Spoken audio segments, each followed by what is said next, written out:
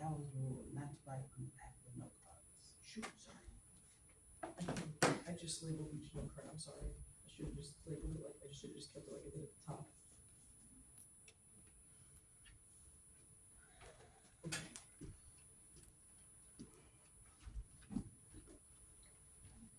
Whenever you're ready, Miss Harper. Anytime you're ready. Good morning, guys! Super Smash Bros. Ultimate has a total of 20 sword fighters. Stop. I'm sorry. I need to make an announcement to the class first. This particular speech, May offend some of you. can you hold for a moment? Yes, I'm sorry. This particular speech content includes some sensitive information about the LGBTQA, too many letters, content. So if it's going to trigger anyone, or if you have a problem with that, please get up and leave right now. Okay? If you don't think you'll be offended or triggered, you can stay. But if not, I'm asking that you get up and leave now.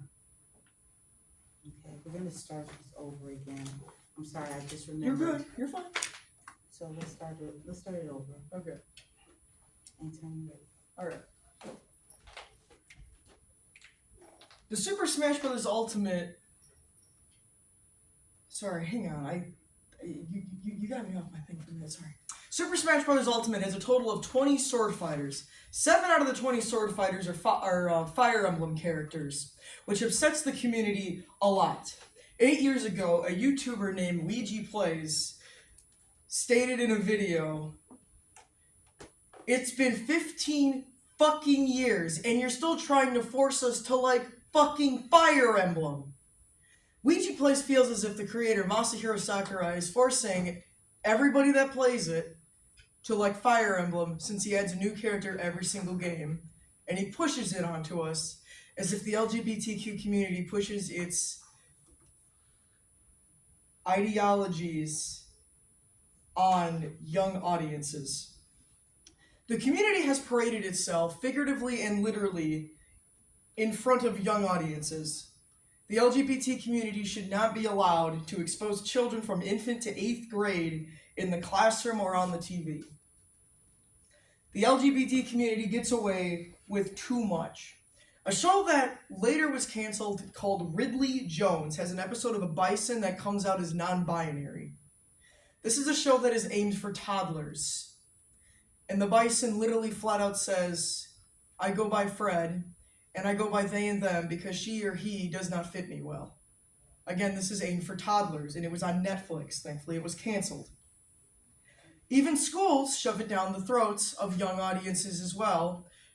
A middle school in Ohio, part of the Mentor Public Schools, has posters hanging up in its hallways promoting the Pride Club, which isn't that much of an issue, but the issue is that it says, "No parent permission required. You do not need to tell your parents." It's as if they do not want the parents knowing what the child is doing in their school club-wise, or that they're in this club or anything, as if they want to just keep it between them. That should not be a thing. Same with the curriculum. There was a controversy a while back, in 2022, if I'm pretty sure, of an assignment that was given that was later covered on the news that was talking about how a child had to put down their sexuality on their assignment. It was for elementary schoolers. That is way too young to even be introducing that to children. Elementary school is too early for any of this. None of this should be a thing. It needs to be taken seriously as this is America's future. In spite of the problem, a solution is desperately needed. Protecting their minds on things they're far too young to know is important. Law should be put in place, making it illegal to make children's shows that touch on this topic, so then they do not have to be exposed to it, because I do not want any child to just go running amok and being all like, "Oh, look at that," and being confused or something. That should not be a thing yet. They're too young to know that. No episodes of coming out. They're way too young. If the curriculum is going to be made for that, let it be in health class. If it is going to be in school, same with the assignments. And if so, it should be all be approved by the student board as well as the teachers. And the parents, because the parents should at least know what they're doing, because in another assignment that was later a father made a video with it with his son who was in 5th grade that then actually read a book to the kindergartners that they had to read. The father had no idea that the students actually had to read this book about a boy who was gay to kindergartners. The father was completely against it because that is his son and he's way too young for that since he is in 5th grade. The parents should completely know what is in the curriculum and should not be left out of anything that is going to be in their child's curriculum. All of this should remain in the class. It should remain out of the classrooms and remain in the bedrooms.